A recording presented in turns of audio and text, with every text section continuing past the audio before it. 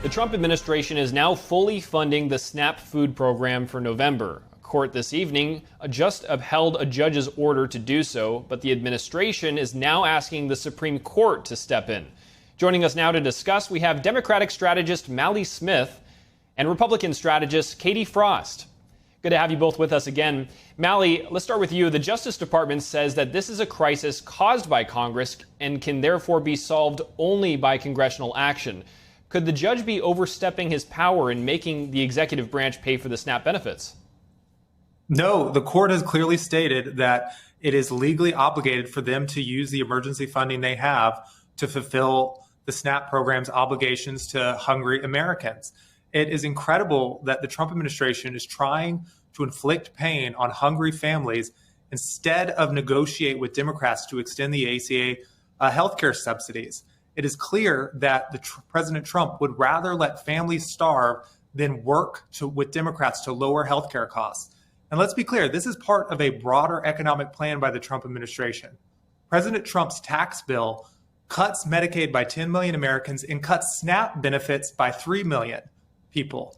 This is all an economic effort to have a reverse Robin Hood, to rob from the very poor to fund tax breaks to the very rich. Katie, over to you. While 1 in 8 Americans use the SNAP program, is it reasonable to want the Trump administration to step in and fund it? It's good to be with you again. Now, I'm going to have to respectfully disagree with my colleague here. You know, we keep hearing that the Democrats are saying, oh, President Trump is inflicting this, yet they are the ones in the Senate who have voted no 14 times to reopen the government. They refuse to fund the SNAP program through Congress, which is how it needs to be done. You know, frankly, the Democrats remind me of children who are complaining and saying that they're being starved, when the real answer is we're saying, oh, no, you can't have ice cream. You have to eat your vegetables are in front of you. Just because you don't like the food in front of you or you don't like the deal that's in front of you doesn't mean someone is trying to starve you or someone's not willing to work with you. Congress and the House did their job. They passed a bill. And now the Senate has refused to do anything. Senate Democrats view people who are struggling as leverage, and they don't want to actually do something that'll help the American people. We also have to be very careful, and that's why the Trump administration is handling this in the way that they are, is you have to worry about precedent here. If we get to the point where the idea comes that any judge can force the executive branch to fill the role of Congress, where does that stop? We need to be very careful about precedent. And today, President Trump touched on the issue of affordability. Let's roll a clip. Prices are down under the Trump administration, and they're down substantially. Energy prices are down by 30, 35, 40%. Gasoline is way down. And the other big thing is inflation is way down. Katie, the cost of living has been a major discussion in recent elections in New York, New Jersey, Virginia. Do you think Republicans were successful in reinforcing President Trump's economic messaging?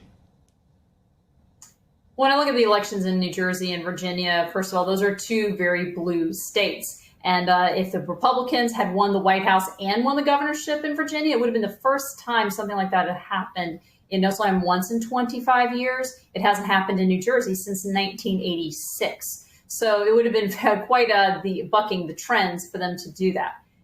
We obviously need to address pricing. That is an issue that Americans care about. But I can tell you right now, look at why inflation got so out of control. It happened under the Biden administration. Look at when people are complaining about healthcare costs. It all started with the Affordable Care Act, which unfortunately was not affordable at all. If something's truly affordable, you don't have to constantly subsidize it from Congress. So yes, this is going to be a message going into the midterms. The Republican Party is going to need to be very strong on how they're going to address cost of living, how they're going to help everyday Americans. But I can tell you this much, they're doing a much better job of it than the Democratic Party that allowed our country to be overrun with people who came in here illegally, have started using benefits and taking taxpayer dollars that could go to help American citizens. Mally, your thoughts? Well, I think Republicans were a great messenger for Trump's economic record. That's why they lost in Virginia, New Jersey, Georgia, and Pennsylvania, and in states across this country. And the reason they've lost is fairly simple. President Trump promised to bring inflation down, and the opposite has happened. When he assumed the presidency, inflation was 2.3%. It is now 3%. When he says that he brought inflation down. He is lying. His own data from the Bureau of Labor Statistics says inflation was 2.3% when he got into office. It is 3% now. He said he would create rip-roaring job growth. The job growth was so bad, he fired the BLS commissioner because he didn't like the data. So the idea that he is doing a good job when it comes to economics is blatantly false, and you can see it in election results across the country. Until the Trump administration actually has a plan to help working Americans, we're going to see this repeated in 2026, and the Democrats are going to continue this blue wave because they are sick of the Trump administration's corruption and economic mismanagement. Yeah, a lot to look for in the midterms next year. But over in New York, the Anti-Defamation League, an organization that works against anti-Semitism, now has a Mamdani monitor. It tracks Mamdani's policies and appointments that they're looking to see if it impacts Jewish safety. Mally, given Mamdani's past comments on Israel and connections with activists and activities to even stronger stances, do you think that this Jewish community in New York, do they have a cause for concern or not? I think the ADL should monitor any elected official to make sure that they are not saying anything anti-Semitic or doing anything anti-Semitic. But it's incredible to me they have decided to single out Mamdani when you have a Trump administration where you have President Trump who had dinner with Nick Fuentes, someone who denied the Holocaust, and dinner with Kanye West, a man who sold swastika shirts.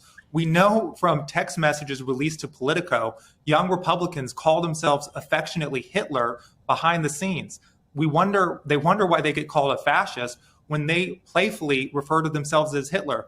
A Trump administration nominee who has now been withdrawn said he had a little Hitler in him.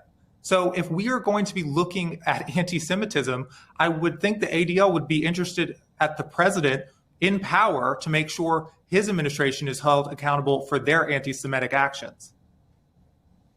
Katie, on the ADL's Mamdani monitor, critics are calling it inflammatory. What's your response?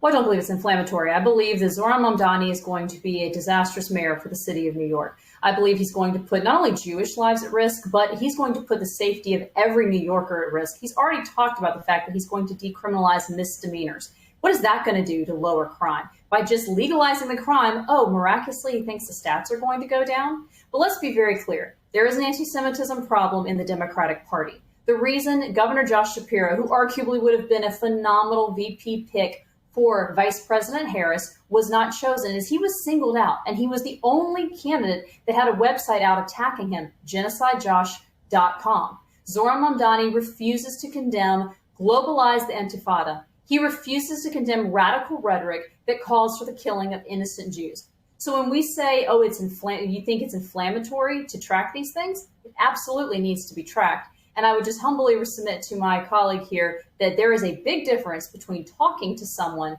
than you yourself being the person who goes out there and endorses this rhetoric. But we saw from the results in Virginia that Democrats have a very high bar, apparently, for what they will tolerate from their candidates. Because the new Attorney General-elect from Virginia said that if he had to choose between shooting Hitler and shooting the Republican Speaker of the House, he would put 2 bullets in the head of the Republican Speaker. He also wished that the young children of the Republican Speaker would die in their mother's arms so that then maybe they would rethink their politics. And that is who Democrats overwhelmingly elected as Attorney General of Virginia.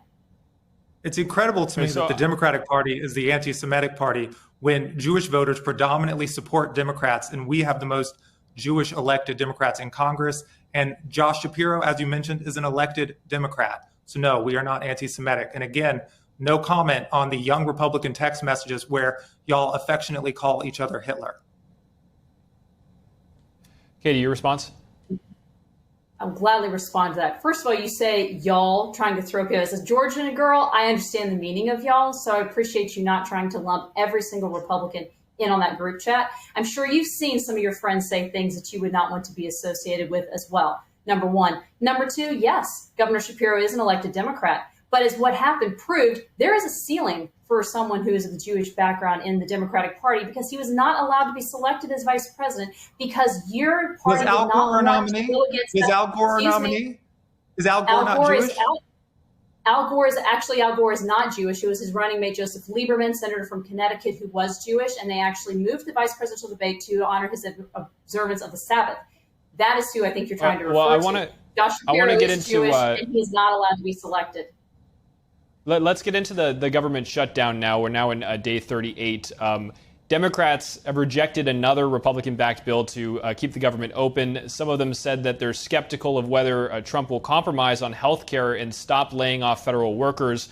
Mally, do you share that sentiment? Say the question again. Sorry, one more time. So Democrats are very concerned on whether Trump will compromise or not on health care and stop laying off federal workers. Do you agree with that sentiment? I feel like we should have a deal, and we should have a deal soon. I think the new deal that's being laid out, a one-year extension, hopefully can get this across the finish line, because I do not believe that this shutdown should go on any longer. It has caused too much pain, and I think a one-year deal would be probably the perfect middle point here to get this done. So that is where I am at.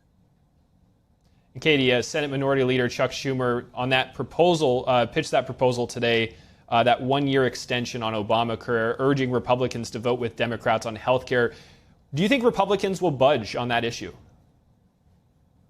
We're going to have to hammer out more details and see what actually is going to be in this final proposal. And what are the Democrats going to be willing to do? Because Republicans have had a proposal, and we've had 14 votes on it, and the Democrats consistently refuse to open the government. They consistently refuse to fund SNAP because they are trying to use the current suffering underneath this shutdown as leverage. As exact words we've heard from multiple leaders of Democrat, quote, "It's the only leverage we have." I do not view the American people as leverage. I view them as the people we work for, and we need to get back to working for them again and stop having this ridiculous fight. Well, Katie Frost, Mally Smith, really appreciate your insights as always. Thank you.